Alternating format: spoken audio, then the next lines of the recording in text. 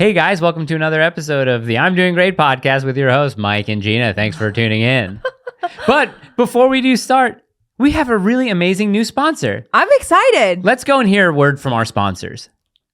I am very excited to partner with today's sponsor, Aura. Aura is an easy-to-use app that includes everything you need to stay safe online. Aura protects you from scammers and hackers by scanning the so-called dark web, where criminals sell stolen information. Looking for your emails, passwords, and social security numbers, it alerts you fast if it finds anything. They help you fight back against those annoying websites that make your personal information public by automatically requesting removal of your info. This helps reduce robocalls. Aura gives you near real-time alerts on suspicious credit inquiries, like if someone was opening a loan or credit card in your name.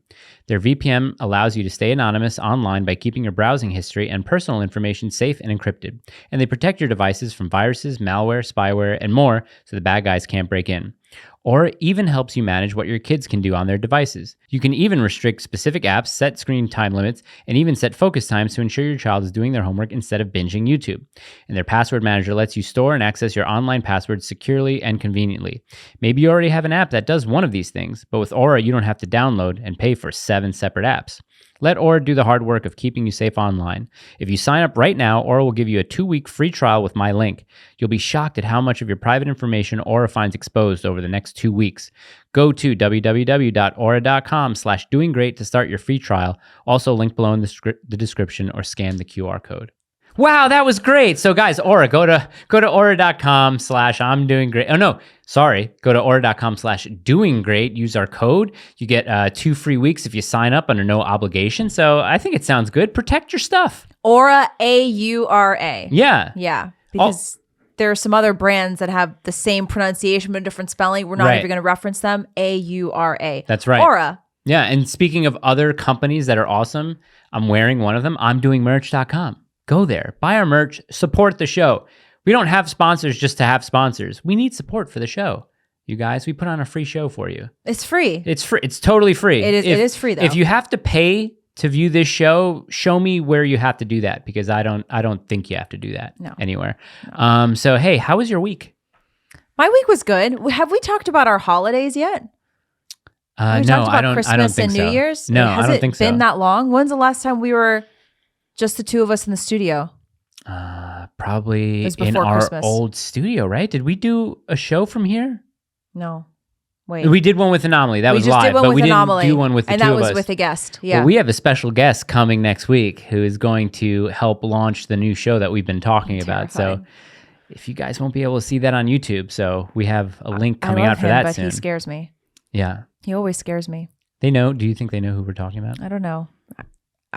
We love him, but I'm scared of him. Are your Christmas decorations coming down now?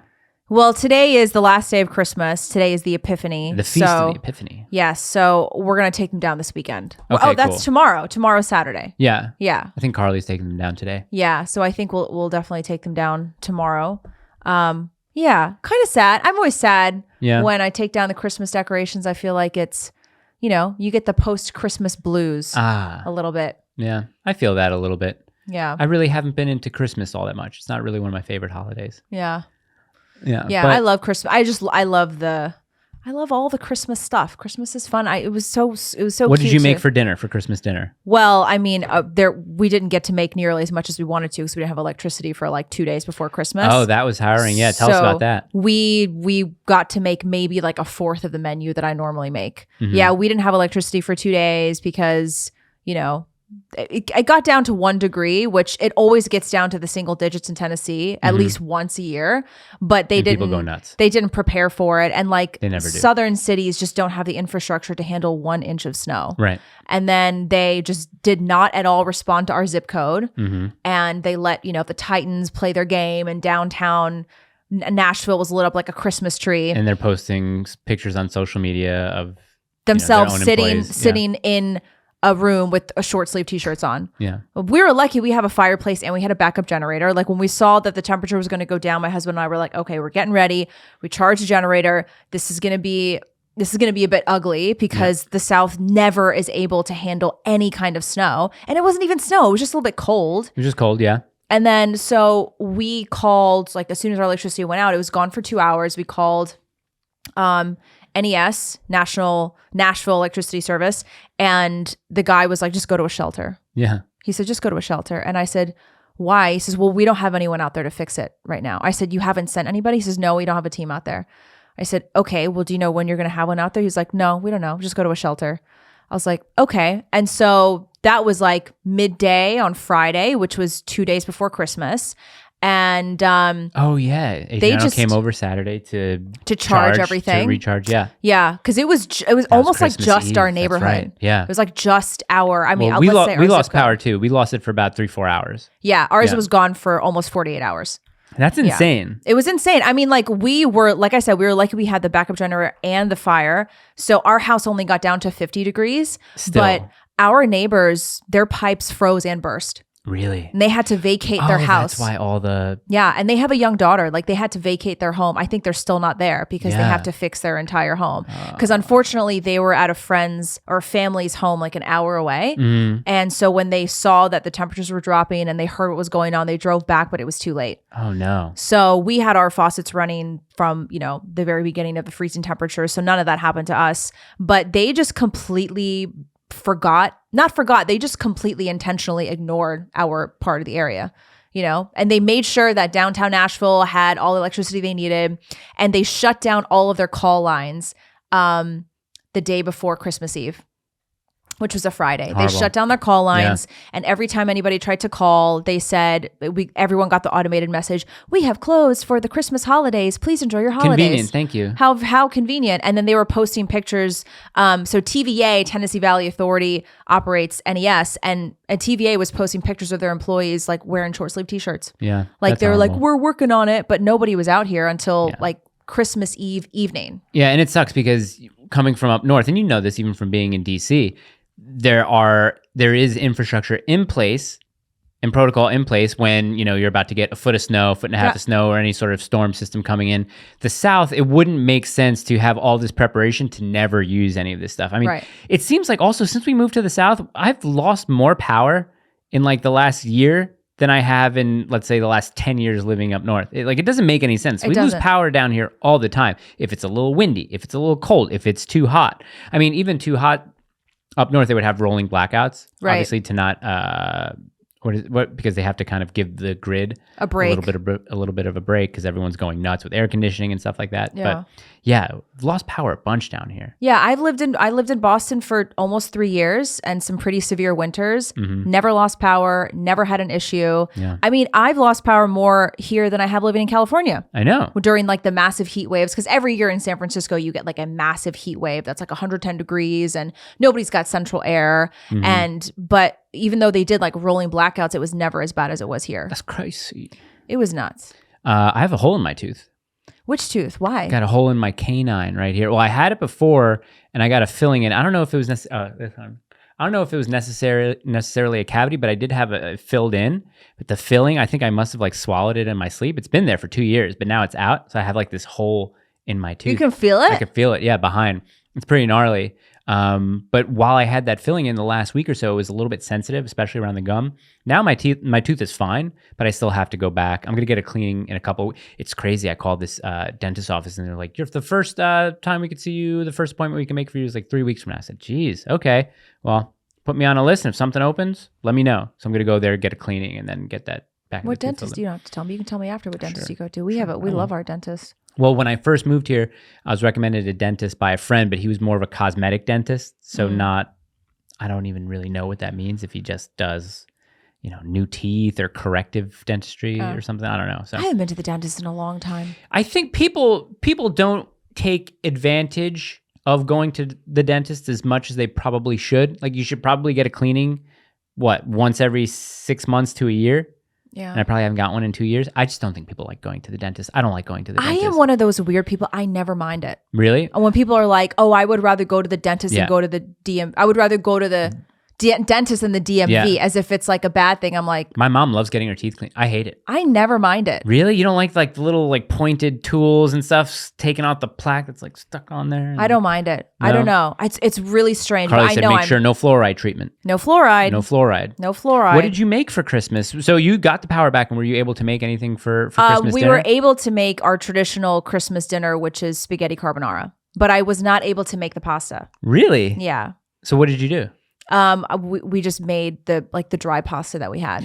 Oh, you make the pasta. I usually hand make the pasta, but the egg yolks, and all that. Well, you make the well and the flour. Gina. We call you Nonna Gina. And then you the egg yolks, and then your back has to be at 90 degrees because you're a little old Italian lady. Yeah, you should do that on purpose when you hand make Italian stuff. You should creak over. Yeah, mangia. You know what I was kind of bummed about? Speaking of Italian food, there's a question about food later that we're going to get to that's going to be really interesting. But what was I saying about? Was it about Italian food specifically? Was it about pasta?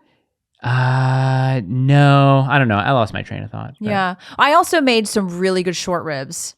We made really nice short ribs. I forgot to take year. some home. You mentioned, hey, take some home. I forgot to do that. Yeah, we made some in the Dutch oven that my husband got me for Christmas. Le Creuset? Yeah. Whoa, you're rich. No. Because Carly said, "Oh, did she get a Le Creuset Dutch oven?" I said, "Yeah." She said, "Ooh, she's rich." He got me a really nice color too. Usually the standard color is like that orange. Yeah. He got me this really nice. She was saying you pass that down to your kids. Yeah. That stuff. Yeah. We have not like a griddle, but a flat top Le Creuset. Right. That Carly has. We made a roast. We made a pot roast for the first time. It was good, though. It needed a little bit more flavor. We think that it needed a little bit more seasoning, and it probably needed a little bit less bone broth. I think the bone broth kind of took that over. We needed maybe a little bit of tomato paste or tomato sauce or something just to give it a little bit more, a little bit more flavor. Sometimes that nice acidity, it adds a nice flavor. We had a great Christmas though. I ate some of your cookies. Your cookies were great. Oh yeah, I gave you kitchen sink cookies. Mm-hmm. I didn't give you thumb. I didn't get the thumbprint. No, I got the half chocolate covered. The spritz cookies. The snowman and the Christmas tree. And the Linzer cookies. Yes. I didn't get the freaking thumbprint that, Adriana said were really loves good. those. But I think that the best ones are the Linzer cookies. They're an Austrian cookie it's almost like a sandwich cookie. So good. Yeah. So you make like almost a shortbread that has almond extract in it. Yeah. And then you put a nice jelly I like in almond the middle. Extract. Carly's not too big of a fan of it. I love almond extract. It's like very marzipan-y flavor. Yeah. Guys, comment below. What is your favorite cookie? What is your favorite holiday cookie? We'd love to hear it.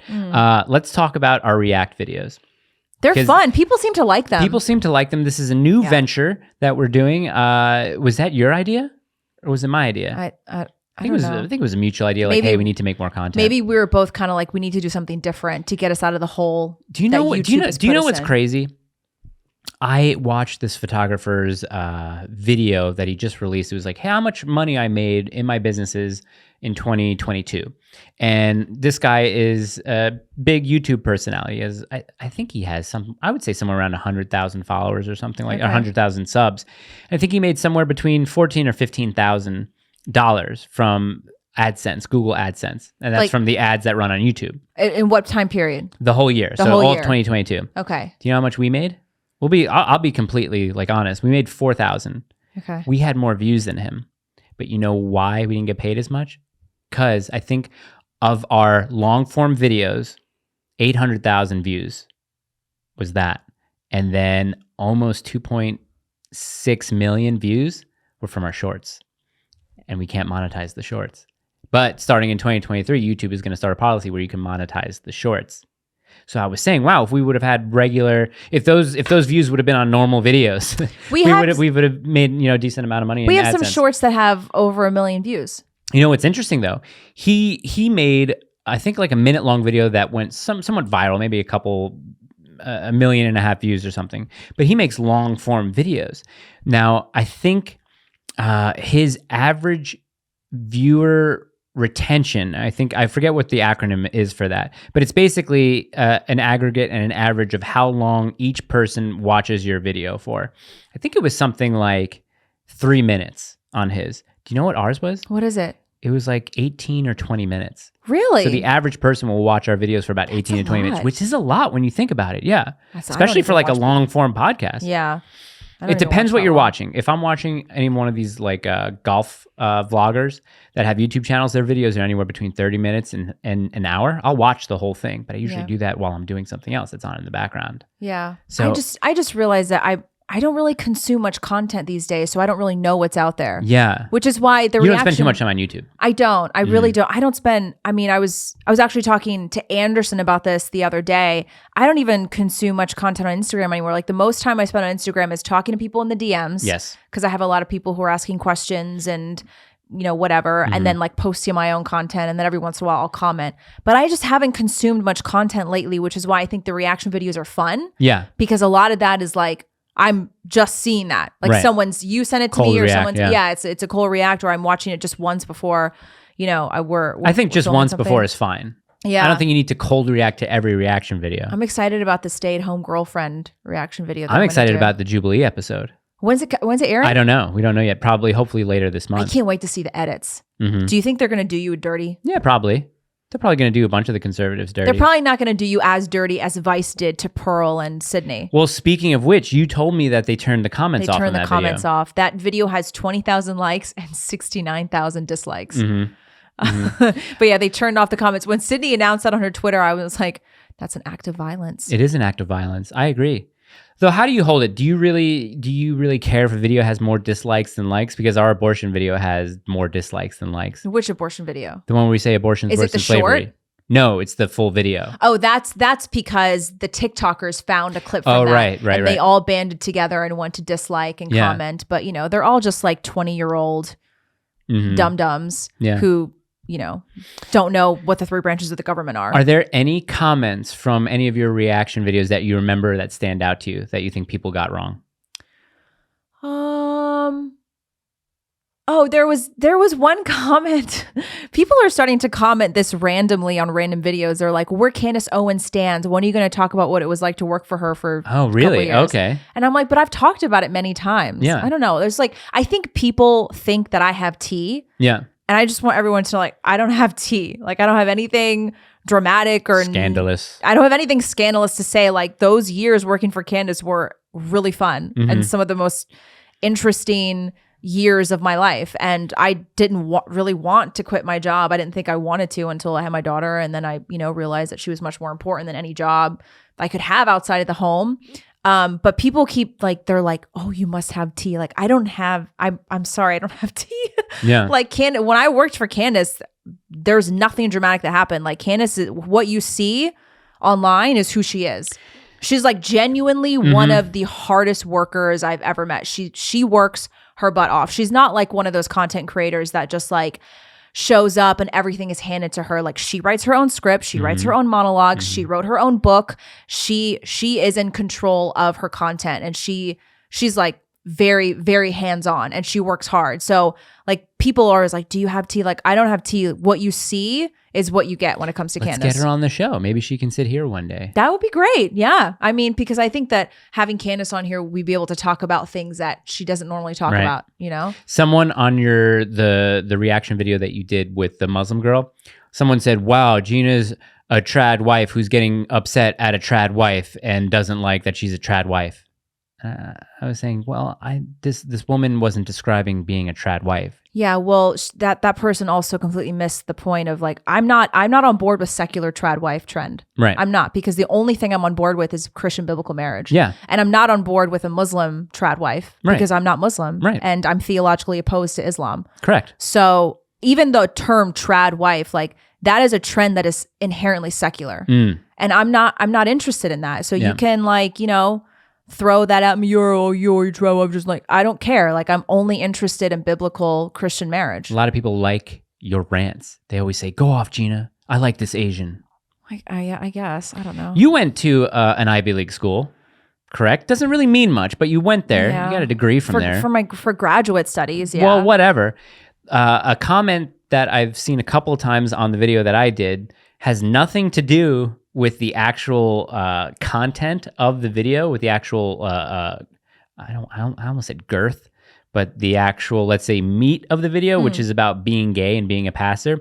It had more to do with my rant on grammar when I said, I saw that. Yeah. So someone said, they can be singular, are you a genius? And I said, incorrect. yes, that's incorrect. So I'm asking incorrect. someone who went to an Ivy League school, can they be used to describe a singular person? Now, I think what's invaded the minds of people is they think of they as now a pronoun. So now a singular person can use they as a pronoun. And I'm saying, however you want to explain it, it's still grammatically wrong. It is. He said, how would you say that this person went to the grocery store if they identify as they? I said, no, you're missing the point. I'm not talking about pronouns. I'm not talking about identification as far as pronoun goes. I'm talking about grammar. If you ask me, hey, where did Bill go? I said, oh, Bill went to the store. I wouldn't say they went to the store. I'd use his name, or I would say he went to the store. It's like, no, that's not grammatically appropriate. That's not real. Why do you have to be mad at someone for the pronoun? And just because he's gay and he's in a religion, so what? Religion's not real anyway. Oh, he's one of those. Yeah, he's one of those. He's one of those sky daddy people. Well, I just laugh at them. You know that phrase, to each his own? Yes. That has been repurposed to each their own. Yes. Which is incorrect. It's just commonly grammatically wrong. And I think this generation is sort of bastardized language to begin with. So my dad, even in emails or when I'm talking to him or when he's watching videos and he sees people do that, the to each their own, he'll go, his. It's his or her own. Yeah. We're Nazis. We're grammar Nazis when it comes to that. Yeah. Another thing that I'm grammar Nazi about is if I were that person, not if I was. Oh, if I were that person. Okay, like yeah. if I was him. If I was a pastor, yeah. or if I was a writer, no, it's if I were. Explain that. So the term were, I forgot the name of that verb, or the tense of that verb. Oh, okay. But it's when it's hypothetical, yeah. It's not was, it's were. Oh, really? So you can't. You say so. Incorrect. If you say something like "I was there," that happens to be fact. That's not that hypothetical. You're talking about. I was there. Yeah. Oh, you're saying, oh, well, if I were there. If I were there, it's never if I was there, yeah. Well, you would always say if he were there, but if it's possessive, like if I was a person or if I was that, it's never was, it's were. Interesting. Well, what I like to do in comments back, and I said, well, no, I'm right because I actually have a master's in English from I just make up a school. Yeah. I use the argument from authority, but it's a fake one. I've made it up. I've completely made it up. Another one that gets me with grammar is the gerund, ing, when it's used as a noun, it's a possessive verb before that. So here's an example. Like, you're going to golf. No, that's not a good one. You're going to New York. Possessive. So like, if you're going to New York, and if I'm talking about you going to New York, and if I'm saying something like, you're going to New York is an example of you traveling. Yes. It's not you going to New York as an example of you traveling. It's possessive. It's you're going to New York because going becomes a noun. Oh, apostrophe R-E. You are going. Possessive. Wait, what do you... Y-O-U-R. Oh, but you're talking about me. Listen, you're going to New York. Or her attending the premiere is an example of her supporting the movie. Oh. So like, it's not it's not like... It's not her attendance of the premiere? Right. Well, it's her attending the premiere because the word attending becomes a noun. Okay. And so it's a possessive of that. So it's her attending the premiere is an example of her supporting the movie. Okay. If that's a sentence, it's not another way. What's the wrong way to say it? It wouldn't be her. It would be like she's attending. People say it wrong, but it's her attending. Okay. It's hard to explain. I don't know if I'm explaining that right, but it's a possessive. So that gerund becomes a noun, not a verb. Oh, gotcha. And it's a possessive of that. Okay. It's hard to explain, but people always get that wrong. Well, someone is smarter than us and will explain it in the comments. Yeah, they'll sure. explain it better. But that's actually, guys, you're kind of right and kind of wrong. Actually, guys. I love the actually. Oscar is the actually guy in The Office. Oh, yeah. Well, he is actually. Yeah, they cut to him going, actually, yeah. Actually, you're speculating there. Yeah. What else do you want to talk about? What else is there? I don't know. Do we have anything exciting coming up? Well, we have Franco Aurelio, who's coming on. He's the Catholic guy from Instagram that's coming on. Catholic guy from Instagram. The 19th or the 20th. Do I know? You know who he is. I've sent you his reels before. Don't act like you don't know who he is. Oh, is this the guy who wears the leather jacket? Yeah. Oh, yeah. Listen, guys, Christmas is not a pagan holiday. I love the way he does his videos. Yeah. Yeah. People really I keep reading so many things on Twitter about how people are like, oh, Christmas is a pagan holiday. You having the tree up in your house is pagan. Well, and Taylor Marshall is always like, do you know what it's interesting because actually it's the story of the Christmas tree is actually a total own of paganism. I forget who the saint is. It's not Saint Benedict or Bonaventure. I can't remember what it is. But Rome sends a priest to whatever, Germanic area that the pagans are practicing in, and they tell, I guess, to convert people. and the pagans there are worshiping a I forget what type of tree. I think it's a pine. They're saying this tree is the Thor, the god tree. It cannot be destructed. Blah blah blah. So Saint whoever it is, can you look that up? Can you look up who cut down the pagan tree? It's either Saint Bonaventure or whoever. But he actually takes an axe and in one blow he knocks the tree down, and all the pagans are like, oh my god. Saint Boniface started the custom of the Christmas tree in Germany around the 8th century. Saint Boniface. So he cuts down this pagan tree, and then he says, listen, the evergreen tree is a representation of God because it's around all of the time. It doesn't die. So that's why people put the evergreen trees up in their home to honor God. Yeah, because that was a pagan belief, is that God is in everything. And so, like, if God is in everything, that you can't cut down a tree because you're killing God. And then he just straight up cut it down. I like our Catholic saints. They punch people in the face. They chop down trees. Found a group of pagans worshiping an oak tree and became angry. Consequently, he proceeded to cut down the oak tree. Yeah. Righteous Agner. Agner? Oh, I was going to say indignation. Righteous indignation or righteous anger is apparently a thing. What did you think? Gina, what did you think of the React video as far as the idea of being gay, actively being gay as a pastor is just antithetical? Well, you're not a pastor. He's not a pastor. Right. Yeah, I don't care if I wanted to be nice. I didn't want to be mean. Yeah, like I don't care if you went to seminary, which you probably did, and no, you're openly living a life of sin, and that's not It's just weird. It's just weird, right? Yeah, I mean, it's weird anytime I see any Christian of any denomination waving the gay flag or talking about trans rights or human rights. No human is illegal. Like the BLM signs outside the church is like, that's all weird to me. Jesus was a refugee. Yeah, that one. It's all weird. I don't know. Jesus was a refugee. Also, Jesus was undocumented. Jesus wasn't white. Okay. Actually, Jesus was documented because when you were living in the Roman Empire, you had to have your documents. So you made that one up. There you go. Yeah. It's all weird to me. I don't know how we ended up at this place where you can just drive around and see all these churches with the gay flag and the trans flag and the BLM sign and the no human is illegal sign and these, quote, gay pastors. There's no such thing as a gay pastor. No. Well, there are. Well, there are right? Like, okay, technically, yeah. So can you be a gay pastor? Yes. Ought you be a gay pastor? No. Because they exist. So it's like, if I said, no, you can't be a gay pastor, I'm already... it's technically incorrect. Also, like the hubris to sit there and someone asks him, are you going to hell? Oh, heckity heck, no.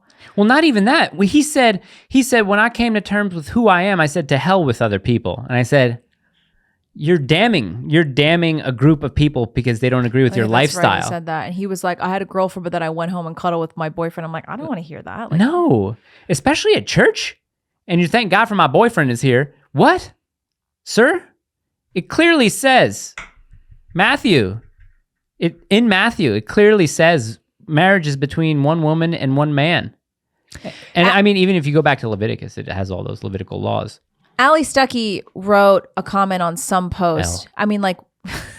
I call her L. Beth Stuckey because she has L views. I think that's so funny. I don't know why it's so funny to me every time I hear it. And no, look, I overall, I think Allie I'm not telling you to. She's an overall positive. I was going to say she's absolutely a net positive. I love how she supports the biblical marriage, and she's very against all the trans stuff and the LGBT, anything gay. But the L Beth. And I say this like I'm not laughing at her. No. I've never met Allie, but I mean, I always. I like it was her views on Pitbulls that led me to say that, and then I think she went off on something else. Yeah, it was her view on Pitbulls that led you to create that nickname, but it really stuck because theologically, like we're on different pages theologically. Like she's a Calvinist, calls herself like a reformed Calvinist, and obviously because on Halloween she was saying Happy Reformation Day. Yes, that's right. Why are you celebrating that? You should not be and she was like talking about how much she praises Luther, but she doesn't even realize that like everything that she believes is like basically from Zwingli and obviously Calvin. So I mean, you're so smart, Gina.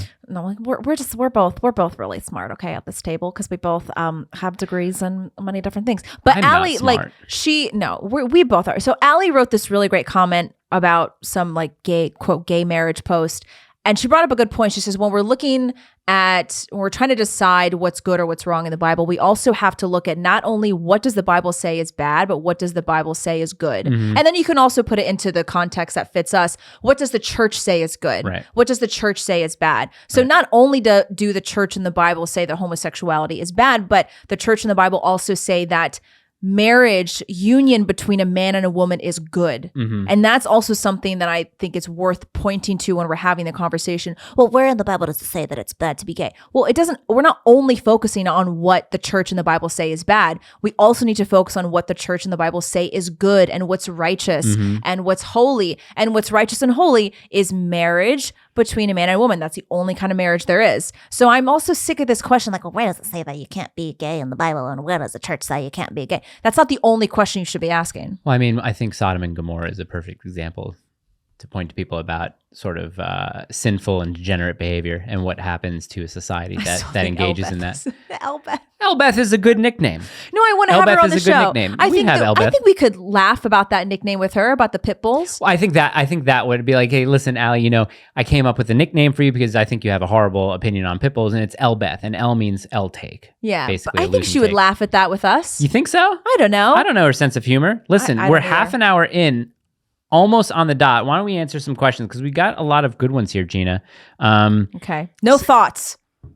Okay. Well, this person has asked two, so I'm going to try and differentiate which question is better. If there was a celebrity come forward, oh, okay. Who would you need it to be?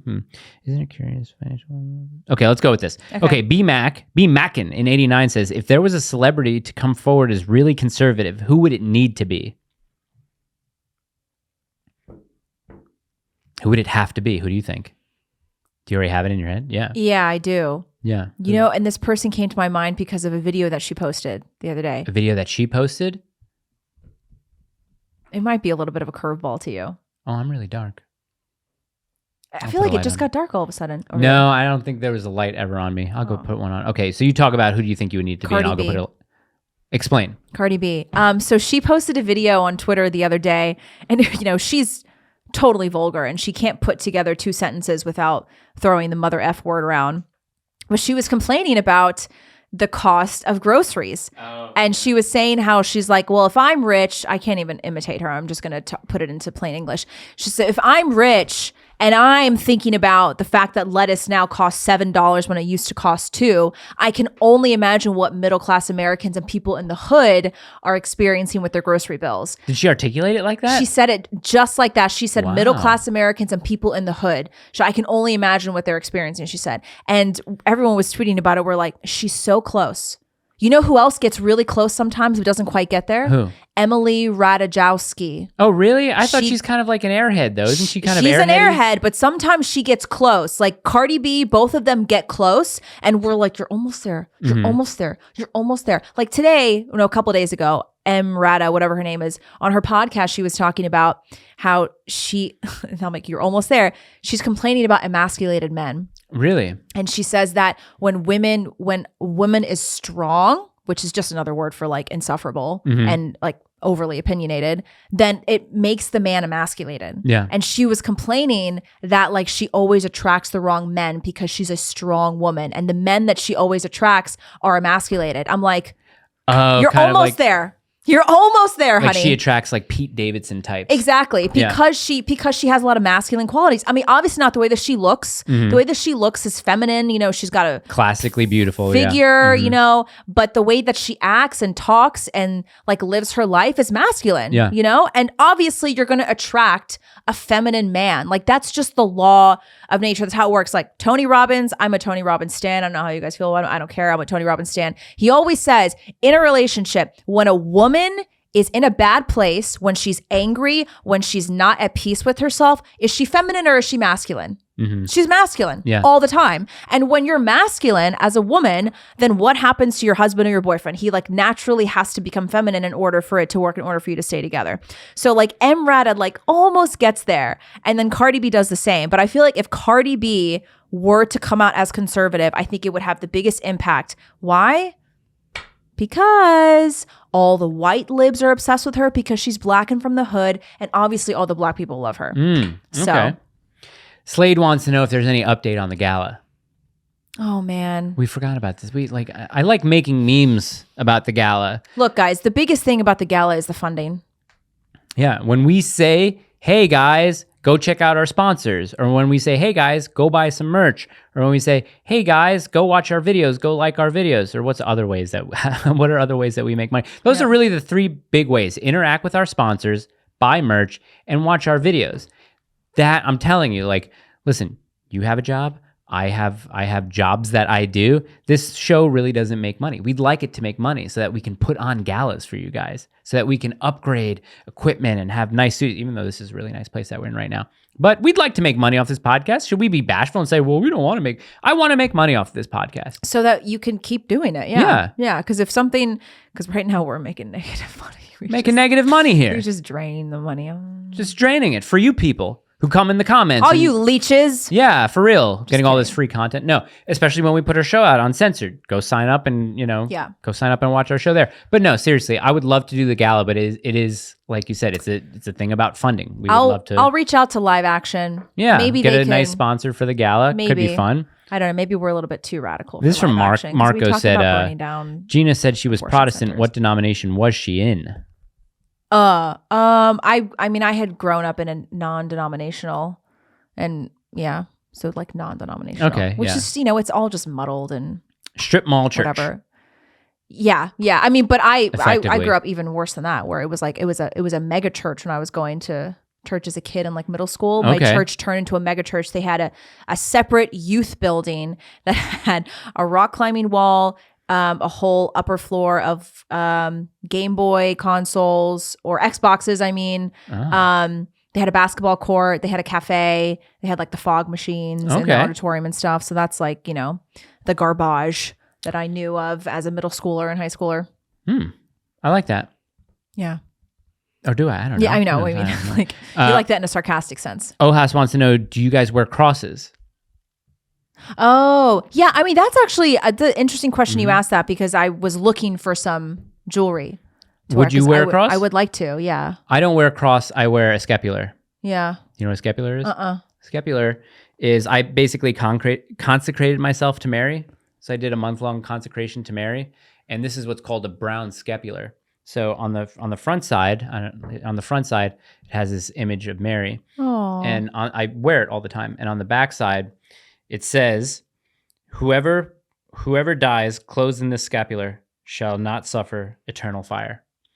So you do a consecration to Mary, and you devote yourself to Mary. And I believe this was given to, I can't remember the order of, I don't know if they were Franciscans or Dominican. I can't remember who started wearing the brown scapulars, but that's what I wear. I don't know why people get so mad about the veneration of Mother Mary, especially as a mom. Becoming a mom has made me just love Mother Mary. Well, think about it. There are people who venerate their ancestors, right? They have pictures of them in frames. They will, sometimes think of them reverently if they're even praying, even if these people are secular. But if they're saying a little prayer, I wish my grandmother was here. They'll say that they're watching them from right, heaven. Exactly. Oh, yeah, exactly. So then what is wrong with doing that to the most holy mother who has ever existed? The most holy. I mean, what was Brian and Catholicism put out this meme about? I forgot. Great memes. What it was. He makes great memes. But it was like, the only religion that like venerates a woman more than any other. I forgot what it was, but it was a great meme. But yeah, as a mom, like I hold my daughter and I'm like, can you imagine if you gave birth to the Son of God? Right. To God. To God. To God. To God. To God. Without defilement. Right? Without defilement. Yeah, someone tried to bring up, I believe it was on your React video about feminism? They tried to bring up the Virgin Mary and, God basically forced her to have that pregnancy. And I just said, I can't even deal with someone like you proposing that sort of question. Julian Wong says, at what age do you guys want to be grandparents? I mean, there's wanting and something we don't have any control over. So let's say I'm 38. I would say by the time my daughter is 25, I'm going to be almost 60. So that would be nice. Yeah. A little bit earlier would be fine. She finds a nice man who takes care of her, provides. Yeah. gives her everything she needs so that they can have a big family. Yeah, minimum 60 Yeah. Yeah, sure. at minimum, because I would love to see them as grown ups. I mean, yeah, sure. Yeah. My just- grandparents on my father's side both died in their late 80s, and I think I was in my junior or sophomore year of college, if I Okay. remember correctly. Yeah.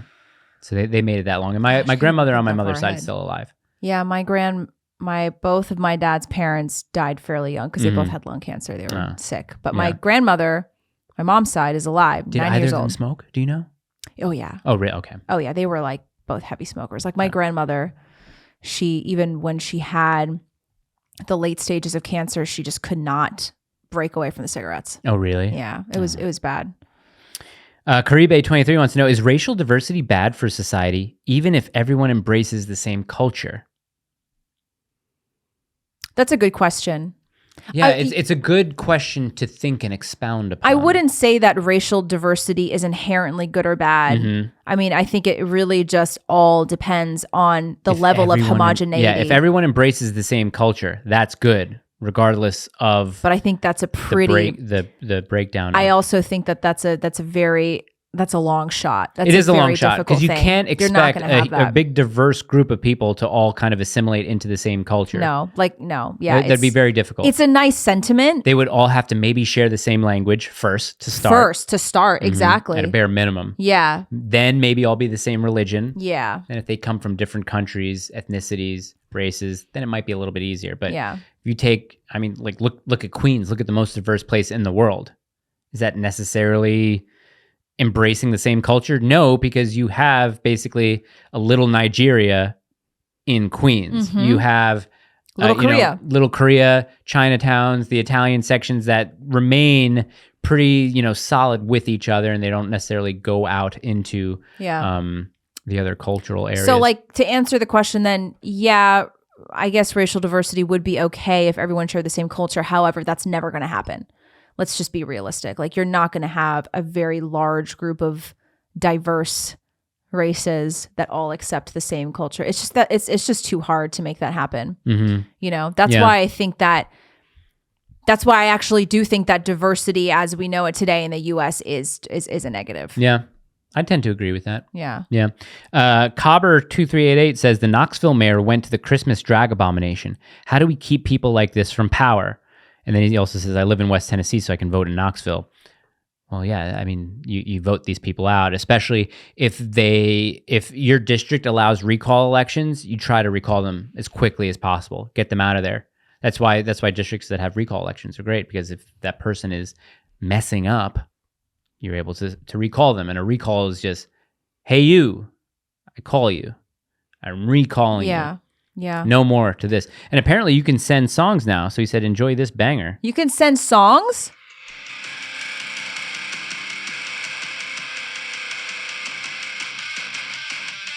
I don't want to play too long because we get those strikes, but that was August Right. Burns Red. August Burns Red. It's called the Seventh Trumpet. The Seventh Trumpet. Hold on. Right.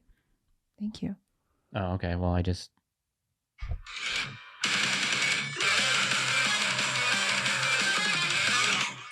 You know, All right. people always talk about how they hate metal, but they're some of the most musically talented people. I think so. They really are. Like, Yeah, the drummers? the Wow. musicality. Mhm. Yeah, you got to be a really Musicality. good band Yeah. to pull it off. You should. Someone actually commented, I think on our video with Anomaly, I said free speech is gay. They said, please put that on a shirt. I like that. Yeah. That's good. It Yeah. is. I hate it when people have free speech absolutist in their bio. You're not a free Wait, speech. people have those People in their do bio? that. Twitter You're bios. not a free speech absolutist. Yeah. No, you're not. You know why? Because you support defamation laws. Mm-hmm. Whatever. But then people are like, yeah, but that doesn't fall under the umbrella of free speech because it's illegal. So you Okay, so would you because it's- allow child pornography as an Exactly. expression of So it's speech? like, because it's illegal, it's not free speech. But then like hate speech Mhm. is illegal. So you think that because it's illegal, it's not free speech. Like, it doesn't make any sense. I No. hate that term free speech absolutist. David Bless, 2005, wants to know, what can I tell a friend, female, that is becoming less modest? She posts pics of her from behind. Oh, of her from behind. I thought like she posted pics of her from behind. I was like, what's a from behind? But she posts pics of her from behind on IG. This is a guy. Yeah, this is a guy who's friends with a female friend who posts from behind. First of all, Why are let me you- get that at. No, Gina, what do you think? Ooh, I put the wrong camera. We went black for a second. They took us down. Go ahead. That was my wife who actually pressed that button and slapped me. Lol. First of all, why are you as is? I'm guessing he's They're single. friends. Yeah, maybe. Okay. I mean, look, women respond to male leadership. Mm-hmm. I don't think if you're friends, I don't think there's anything wrong with sending a message or just calling her. Well, if they're friends and if he's a simp, then That's my first thing. It's Right. You better not be a simp. She's also not going to listen to you. Because if she's gone to the point where she's posting pictures of her butt, like she's long gone. She's not going to listen to you and talking about modesty. Yeah, I mean, I don't even think. Can we let's talk about this. I'm gonna get away from this a little bit, only because if you guys do have a censored TV account, Gavin posts old episodes like 8 years ago, 7 years ago from the Gavin McInnes show. Okay. He recently posted one. It's 3 episodes ago that I was on. I was on the show and I was fat. I had a big beard. I had long hair. Yeah. I brought Carly in. I said, "Hey, Carly, look at me." She walks in. She looks at the screen. She goes, "Oh my God." And I said, "You didn't have to react like that." She's like, "Mike, what? Were you bigger? Were you working out or are you just big?" I said, "No, I think I was just big." Were you just a little chumpy? Yeah. People can go and look. Chubby. But it was weird because Gavin was conducting his show like Gavin. And he had Mercedes Carrera, who was a porn star, on at the end of the show, and she was topless on the show. And we were talking about my days with Bieber and just talking about like sexual sounds like Howard Stern. Yeah, kind of. That's basically kind of what it was like. And I was watching that show, going, "Oh my God!" Like if anyone pulls any of these clips and like, this is the guy now who is saying this stuff, because people can change, people can go through big changes in their lives. But I was just saying, that I would never be a guy to tell a girl like, "Oh, you're being a little bit immodest." Now I might, but I just wanted to go back to that and saying like, what type of relationship does this guy have with this girl? Is he very supportive of her and whatever she does? Because then if he's very supportive of her and is simping a little bit, then he's not going to say anything. But my friend, if you are not simping, you should say to her, whatever, Bethany, Dana, whatever her name is, "Listen, Becky, I think you might be exposing a little bit of yourself too much on social media, and that opens the door for predators to get in and to kind of, wreak havoc upon your psyche and upon your social media presence. So maybe think upon your soul. And upon your soul. So I wouldn't want to mince words. I would want to be direct with her. Or you can just, if you can pass her off to me and I'll message her, because as a woman who used to dress not modestly. I mean, should he do that? Like, literally send us her and we'll be like, "Hey, turn to Christ." I'll just say that, turn to Christ. Which, you know what? The men's group had a funny, because they watched the Anomaly episode and they were kind of saying, we get what he was saying, but we also understand what you were saying, that in an online context, when you're saying turn to Christ, all you're saying to someone is turn to Christ. And that might be a verbal form of disagreement that you're having with that person, that you don't approve of their lifestyle or whatever they're doing. And by you saying turn to Christ, it's basically saying like, F you, I don't approve of what you're doing. But I'm saying, no, I am literally saying turn to Christ because I mean it verbatim and I mean it literally. And they were like, yeah, on an online context, you're not going to get into a back and forth where someone might walk away and say, yeah, I'm going to turn to Christ. But they were saying, if you met someone in real life, I'm sure that conversation would go differently. And I was saying, yes, that's what it was. That's what I think Anomaly was getting at, but he wasn't wording it correctly. Okay. Yeah. Because you remember, that was like the most contentious part of that episode. Right. Where, whatever. This is actually... Anomaly was such a nice guy. He was. Someone called him, Anomaly is the biggest MAGA grifter that has come out since emerging from Trump. Also, can we retire the word grifter? Like, people just, if I don't like you, you're a grifter. Well, yeah, that's what it's come down to. But there are people who have made money and who have made their whole social media persona. They have gained a platform based on MAGA. Exactly. But that's not at all Anomaly. No. And I would argue that that's not him either. I got to read for you this DM. Check this out. He's also like, he's speaking out against Trump. From 11:01 this morning in the AM, I won't say his whole name, but let's just say this guy's name is Chris. After seeing the recent bullish Trump's been saying and doing, I'd have to say you're completely vindicated about him. No hope, but our particular judgments. And I said, well, thank you.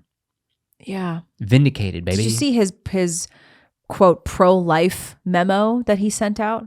Talk about it. Where he was saying that we lost the midterms because we were too strict on abortion policies. Oh, yeah. Like, I saw that. bro, Yeah.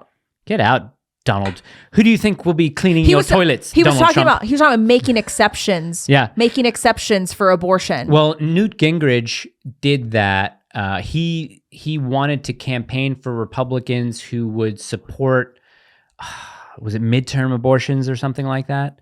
He did it in the 90s. I think that he was talking about we're being a little bit too hard on abortion. So he was saying, pull it back, guys. You'll get elected if you go a little bit lighter on it. And I think that was one of his probably biggest errors. This would be probably a longer form answer. Let me ask this question. We've got a little bit of time. Is nationalism a slip? This comes from Caribe. Is nationalism a slippery slope towards totalitarianism, for example, China or North Korea? No. I don't think so. No, I don't think nationalism is a slippery slope to totalitarianism. Even forget nationalism. We really do need to find our Christ dictator. You know, our dictator who venerates and who follows and who honors Christ. Jay? Have we told Jay yet? Oh, no. We want him to remain a scholar. Right. Yeah. He will be a head scholar. Yeah. I think he might be a little bit too autist to be like the leader, like the Franco that we all need. Saint Wave. We all love our bit of. We were both wearing our Saint Wave shirts we yesterday. both happen to be wearing a Saint Wave. I forgot to take a photo. I'm repping the merch, my merch. We also have merch with Saint Wave that's on the store. So going to I'mDoingMerch.com, our collab. Who will be cast to play you in a biopic and who's directing it? I always get asked this Driver question. would play Gina. He's Goda. Oh, is he really? Super Goda. When you watch him walk, he is like textbook Goda. You know who else strangely is Goda? Ben Stiller. Really? I watched him. I don't know. Oh yeah, I rewatched Along Came Polly a couple months ago, and there's a scene where he's running, and I watched him run. I'm like, he's so Goda. Okay. Anyway, she's obsessed with Goda. We're actually having on the goat of Goda apparently in February. The head of education. The head of education. So that's going to be good. So stick around for that. Who would play you in a biopic? Everyone always asks me that, and I can never think of an actress that remotely resembles me. Who's the girl that It's not Olivia Munn. Olivia Munn could be Gina. Have you seen her before and after lately? No, I haven't. Oh my gosh. I think Olivia Munn could be Gina, and I think who would direct your biopic? Gina's very verbose. No. I would say like Aaron Sorkin might. I was just gonna say Aaron Sorkin. Really? Yeah, I mean, I love this a good Aaron Sorkin. This is why we host a show together, because we mind melt. Mind melt. That's been fun from the breakup. Mind melt. Stop saying mind melt. I got it. My melt. Well, who would play me? I think I loved The Social Network. I would love that vibe for my movie. Someone once said, you remind me of Jake Gyllenhaal. I said, what world do you live in? We look absolutely nothing alike. The dad from Inside Out would play me. Maybe in my biopic. In Prisoners. Oh yeah, a little bit. I could kind of see that. Grow the hair like he has in Prisoners. He does the blink really good. Oh yeah, he does the autist blink. Yeah, he does that really well. Why Jake Gyllenhaal's a really good actor. I really do like Jake Gyllenhaal. You know, he was really good at Nightcrawler too. I thought that was one of his best. Nightcrawler's great, but you know, we just watched Prisoners again recently, and that blink is so good. It's so good. Okay, is this finished? Here she is now. That's the new Olivia Munn. So no, we can't have her play the old Olivia Munn. The old Olivia Munn, we could. I mean, not Did she look less Asian? I thought she was Asian. She's half Chinese. Or you get Wonder Woman to maybe look a little bit more Asian, and that would be good. I wouldn't be like Awkwafina would play Gina, though that would probably be funny. Can you zoom in? Look what she's done to herself. Terrible. She looks awful. And it's really sad because she was beautiful. How about Emily Ratajkowski could play you? You just get well, I think I would want. Who would I want to direct my? Oh, I think Andrew Dominic would direct mine. Oh wow, that looks like you. That could be you. Wait, Andrew Dominic? Andrew Dominic directed Blonde, but he also directed what Assassination of Jesse James. I didn't see that one. There was another one that I saw of his. Killing Them Softly. Elia, what's your name? Elia's BP04 is gluten bad. Yeah, rips apart your gut lining. Here's a good question from Justin Gichaba, who is in our men's group and who is a kickboxer and who has knocked people out on film, which is great. So we support that.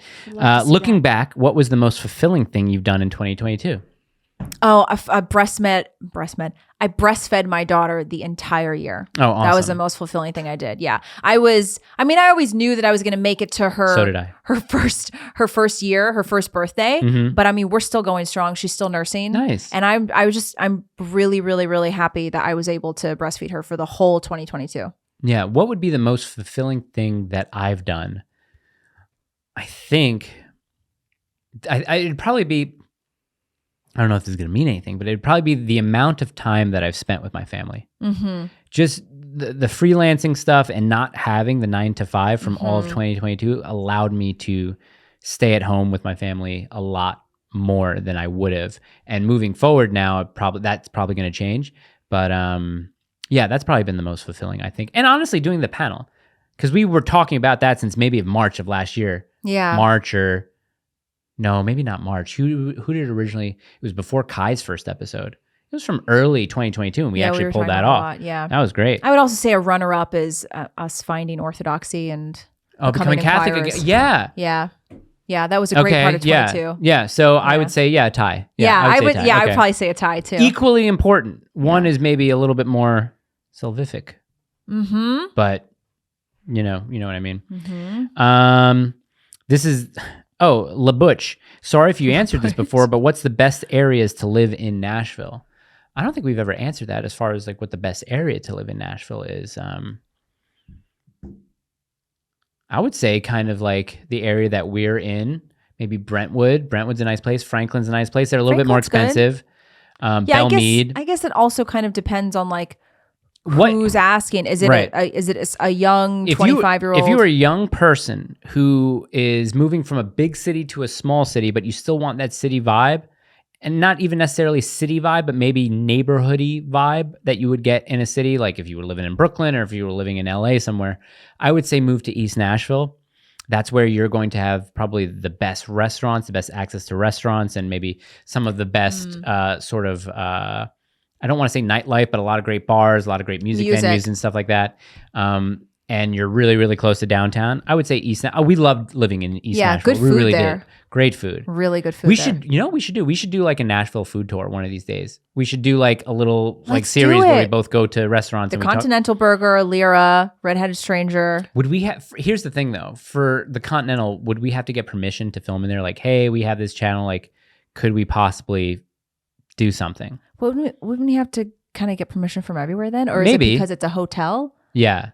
Should we do the Nashville food tour? I think that'd be great for content. Fun. I think that'd be cool. That would be fun. Guys, in the comments, if you want us to do a Nashville food tour, because listen, a lot of you guys... They're probably like, no. But they ask about coming to Nashville all the time to visit. Yeah, what have you guys got? There's really not too much to do other than going to bars, but there's a lot of really good restaurants, and we can take them to some of our favorites and just explain to them why we love it so much. And now we're going to be food bloggers or food vloggers now. Vloggers. Here's a great question once I get the passcode unlocked. Why aren't you recognizing my face? I know your password now. This is from Nicho.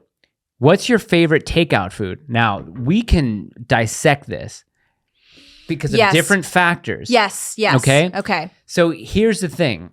What is the easiest takeout food versus what is the best takeout food is different, because we all know that takeout food is suboptimal to eating in the restaurant. Right. We already know this. So let's answer this question first, this maybe subjective question of which food do you think holds up the best for takeout? May not be what our favorite is, but what do you think holds up the best? And I think it's Chinese food. I was going to say it's either an Asian food like a Chinese or a Thai or pizza. Or pizza, I think right? pizza, yeah. Burgers are tough. It's really tough. Because especially if they've got like the foam containers or any type of container where the steam and where the heat stays in, you get a soggy bun.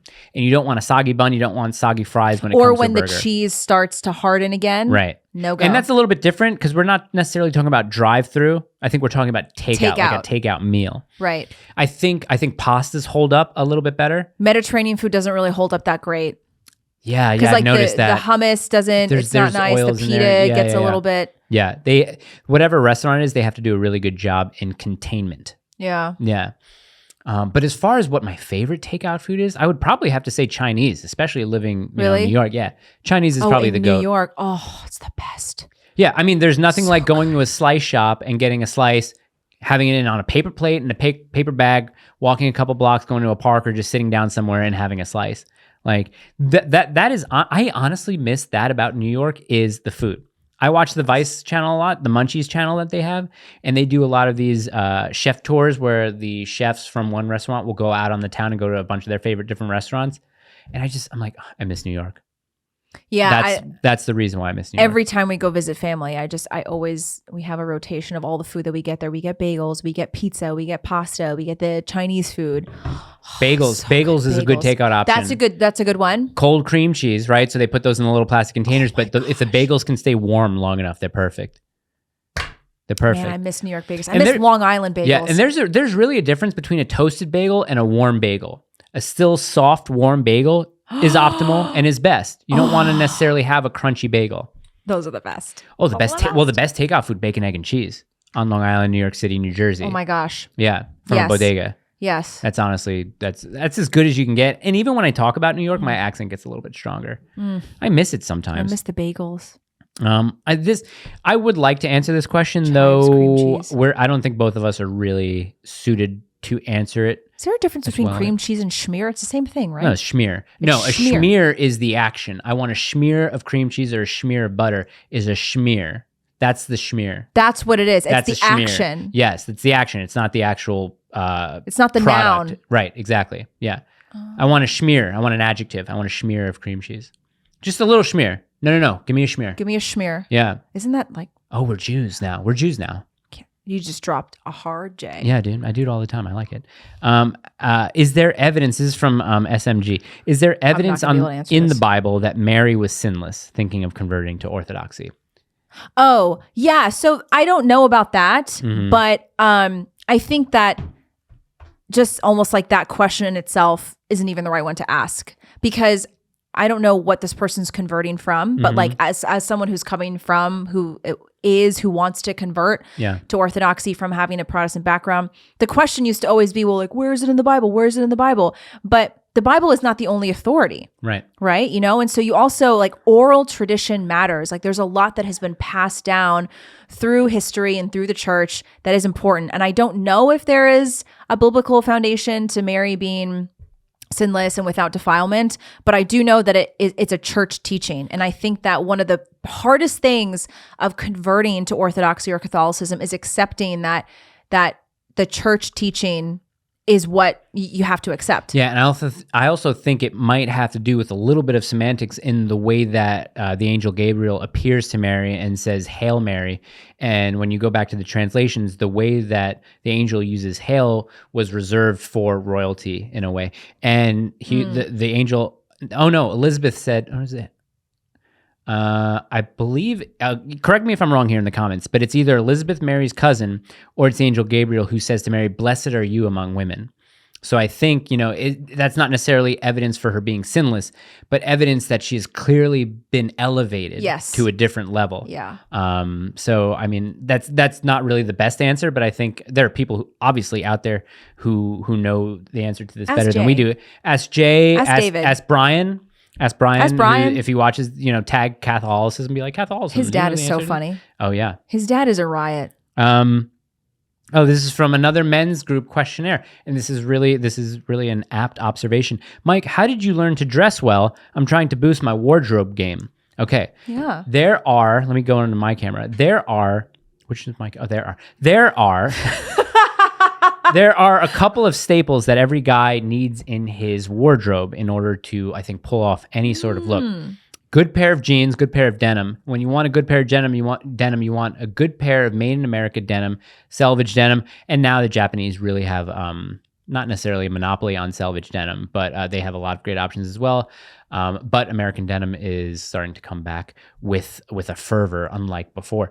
So I would say a good pair of jeans is absolutely necessary. From there, I would go to a good set of white and black plain t-shirts.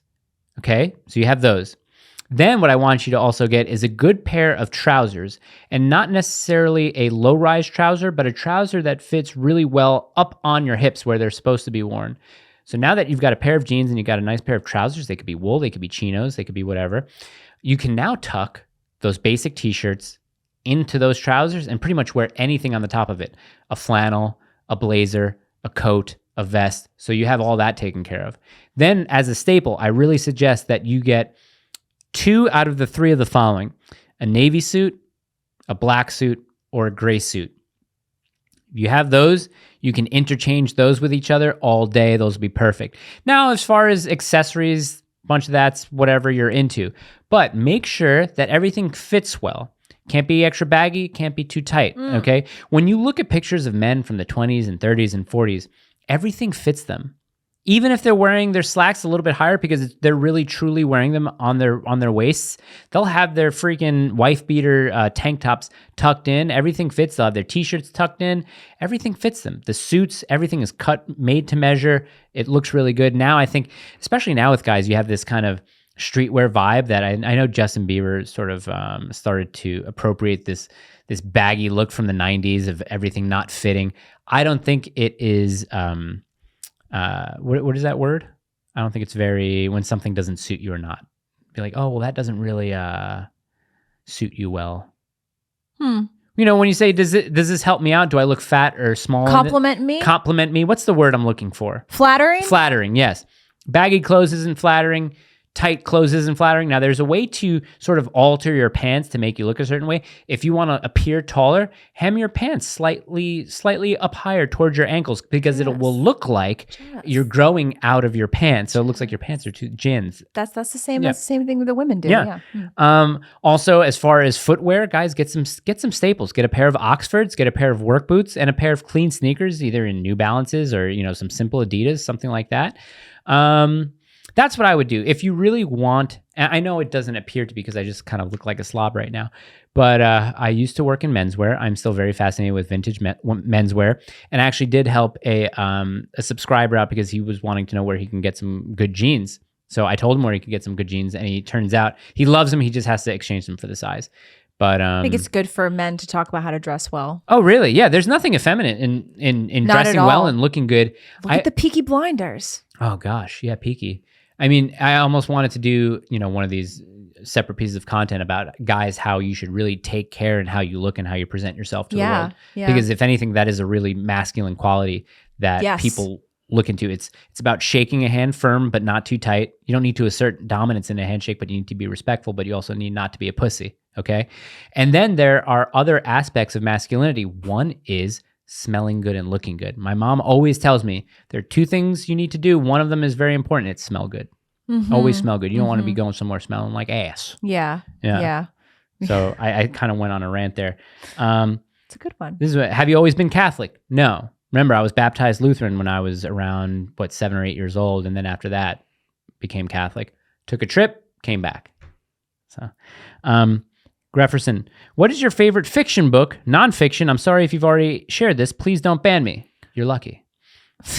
What's your favorite fiction book, Gina? We have answered this before, like what are our favorite fiction books? I don't know if I have a favorite fiction book. Unintended Consequences. It's a tie. Fiction. State of Fear, Unintended Consequences. Yeah, I don't know. Okay. I don't read What about much nonfiction? Fiction.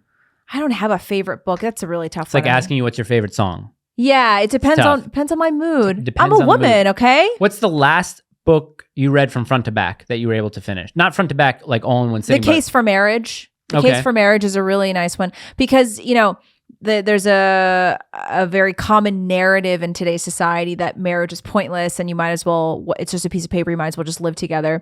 But The Case for Marriage is a really nice review of like all of the research and data that shows why marriage is one of the best things that you can do for your health, for your wealth, for society, for your children.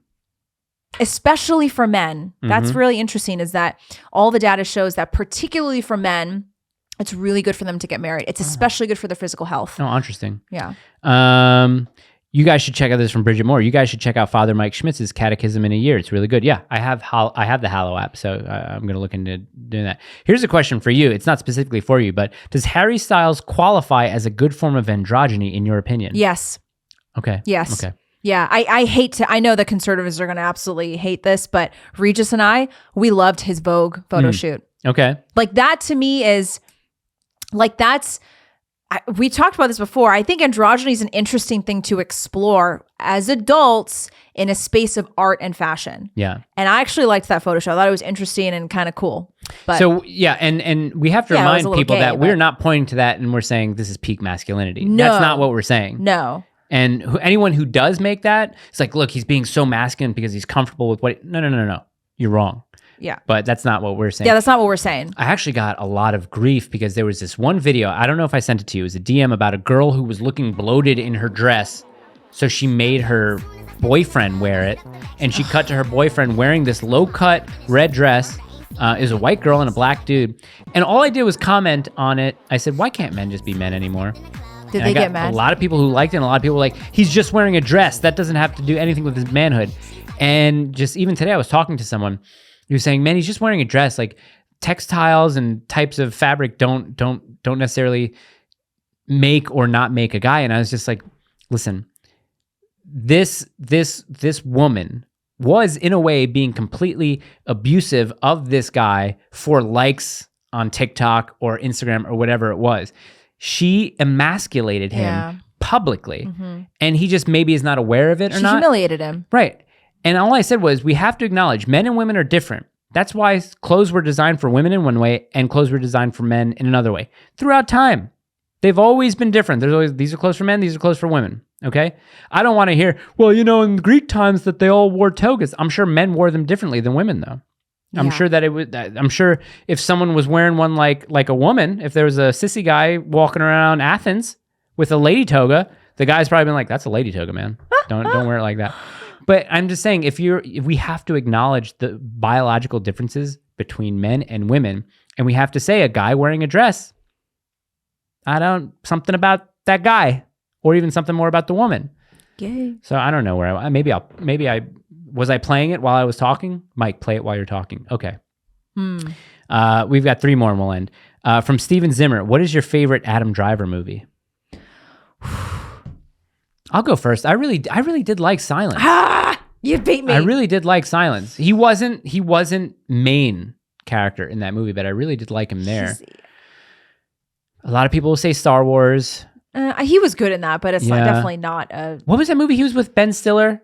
When Ben Stiller, Adam Driver was a hipster with a girl. seen that one. And then Ben Stiller and I forget the woman in it are kind of like these old aging people who are living in Brooklyn, and they befriend Adam Driver and the girlfriend. I haven't seen that one. Okay, look that one up. I think you'd like that one. You know what Carly and I have been doing? We've been watching Woody Allen movies. Oh yeah, you told me You Will Meet a Tall Dark Stranger. Yes. That's the one I should And then we watched watch. Irrational Man last night, and Joaquin Phoenix and Emma Stone was in that one. Rewatch That was a Blue good- Jasmine. That's my favorite. Isn't it Woody Allen. great? I love Blue Jasmine. When the titles came on, Carly was like, wow, what font is that? I said, I don't know, look it up.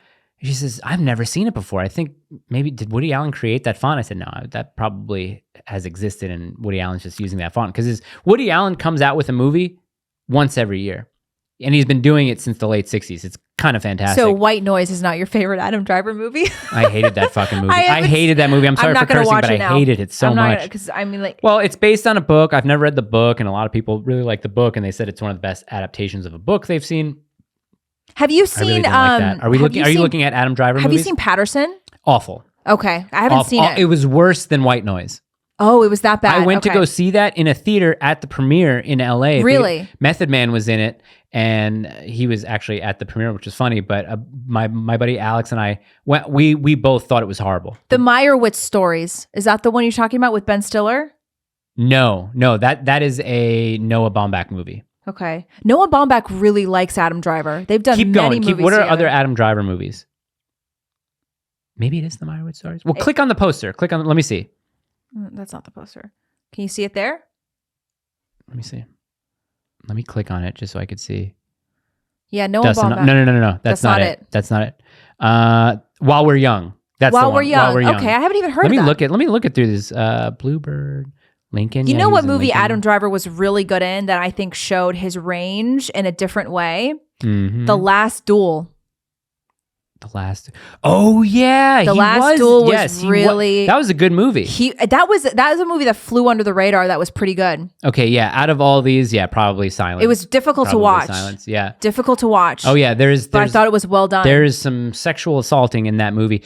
The movie is very interesting because it's a movie told from 3 different perspectives, and it's a really kind of not sort of David Fincher kind of telling a movie, or sort of who did Tenet, and who's the guy that did all the Batman movies?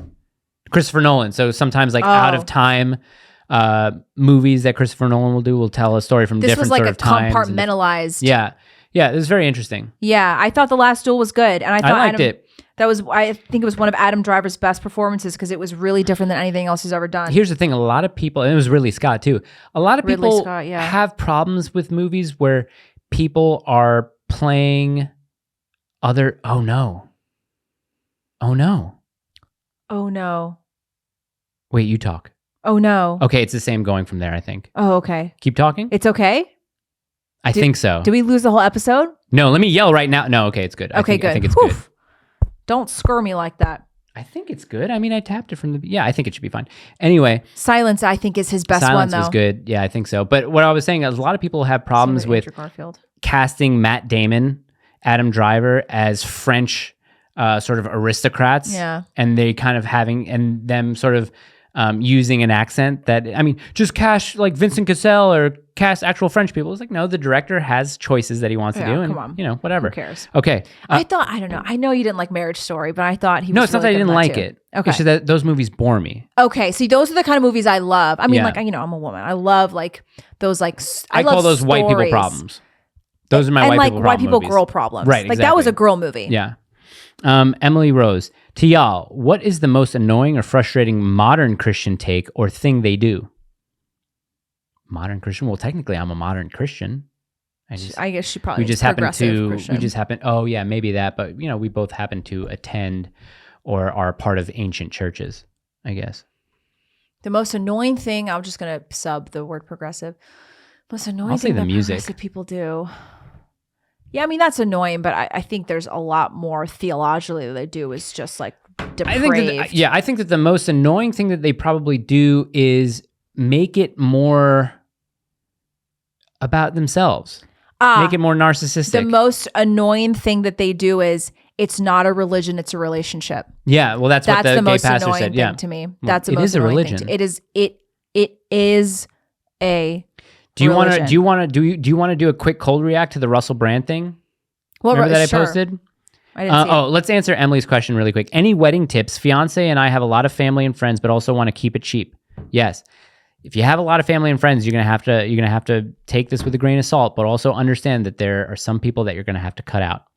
If you really want a small and cheap wedding, there are some people that you're gonna have to cut out, much to the chagrin of your parents who want to invite people that you might not want to invite, much to the chagrin of your friends who you just have to say, hey, listen, I see you once a year. I really want people who are important to me, not that you're not important, but to be at this wedding, and I really want to save money. So what I would suggest is definitely also do it at a place where everything is inclusive, all inclusive, not from a woke standpoint where inclusivity, inclusive as in price. Everything is done there and on site. If you go to a place where you're just renting the physical space. Oh, I'll do this so you're not on your phone. Where you're just renting the physical space, and you have to get the food brought in, you have to get the other vendors brought in, you have to get the flowers brought in, you have to get the entertainment brought in. That's going to end up costing you a lot of money.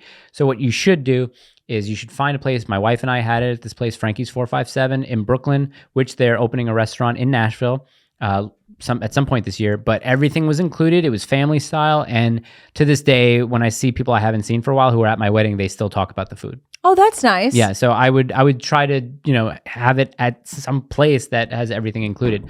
Yeah, I want to play you this just to get. Do you know Adam Driver never watches his movies? No, he's one of those. Yeah, he's one of those that like never ever rewatches his work. All right, I'm gonna play something from Russell Brand. Okay, this is a thing called The Community. Okay, and I'll have it playing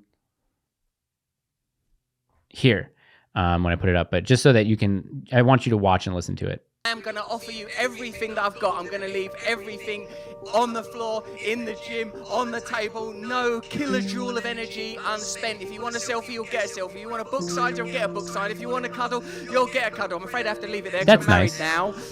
There's a river down there. We'll get in that river. But There's here ice comes. baths over there. We'll get in those ice baths. We'll baptize ourselves. Oh, I saw Wim Hof there. We'll renew ourselves into the religion of ourselves with no dogma, no doctrine, nothing but self-love and acceptance of the other. Every So Aubrey single one of Marcus. You are absolutely vital and beautiful. Yeah, we will stuff like baptize ourselves in the religion of self. stuff like this is just like, you know, those are the same people that bash Christianity and religion. Mhm. They are so hungry for religion. They are so hungry for a religious community and a connection to God, and that's what they do instead. Yeah. And it's like, and they turn around and then they say things like "Sky Daddy," Right. And Their non-religion is their religion. yeah, and it's just, I don't know, it's sad. I honestly think that stuff is really sad. Well, it's weird because I think it was brought up in Forgetting Sarah Marshall when they're about to break up, and she says, that's from Hinduism, that's from Christianity, that's Islam, that's Taoism, or something like You're that. not a citizen of the world. You're just completely full of shit. Which is, you know, It's true. maybe is a way for people to cope. Yeah, well, I slept with the housekeeper yesterday. Right. Well, I slept with the housekeeper yesterday. Excuse me. You see I'm just Snow. Bullshit. Oh, no alcohol for me, fakes. Oh, bullshit. Does he say sandal? He's like, excuse me, you see my sandal? It looks like this one, but it's his brother. Not It's the like other. not like an evil twin sort of Right, thing, right, but right. like, you know, it's brother. Have you seen my shoe? Oh, you see my shoe? Right. Well, what is Jonah Hill say to him? Oh, not the shirt. Anything but the shirt. Oh no, I messed up my shot to listen to probably the best album that. Is that what you think I sound like? Oh, and I ignored him like everybody else in his life, and I regret it now. You know what? She got me this because my cereal would get stale, and now I have the freshest cereal. You didn't even do a hard delete on these. Look. Every time Sarah would come over, she would act like a little bitch. Sarah is better, okay? She's better. What's the girl's name? The wife's name? Oh, but what does he say about? He's like, what does he say about his wife? He's like, that's my fucking wife, man. That's the mother of my kids, man. Yeah, you're my stepbrother. I got no problem with equalizing you. With ending you. You dick. You dick. It's a great movie. Forgetting Such a Sarah good Marshall. one. Should we end on Forgetting Sarah Marshall? Yeah, we should. We kind of went There's off so on a bunch many of different there's so tangents many there. lines in there too. Listen, guests upcoming in the future. There are plenty. There's going to be somebody here who's going to be helping us launch our censored.tv in this studio. So pay attention. Oh my That's going to be happening. gosh. Oh, we should ask him if we can put it out on both censored and YouTube, the workout video. That's going to be fun. You're doing that Gina one. is super nervous. She acts like I'm not doing that. you have to do it. I'm Gina not doesn't think she's funny. funny, but she's not supposed to be funny. I'm not She's just funny. supposed to be herself. Okay? Oh, well, that's not very entertaining. And we have Saturday, February 25th. We're going to do a live stream with Goda Guy. Shane Cashman is coming on the show in February. He's the guy who wrote the article for Tim Cass on Kanye. Oh, that one. Yeah, so Shane Cashman will be here. I think we settled on a Wait, date. what's the Catholic guy's date again? Either the 19th or the 20th. Okay. Not next week, but the week after. Franco. That won't be Franco. alive. That'll just be a taped episode. Okay, cool. Anything else to say? We got to do it the 20th because I have a thing on the 19th. We'll talk about this later. Bye. I have no problem with equalizing See, you. look, I mean, menswear, but this is what you do. You get sort of, like, this is classic. I'm wearing menswear. You get pajamas. Camo pants that fit correctly. I'm wearing pajamas. Gun here. For those of you who can't good see. look.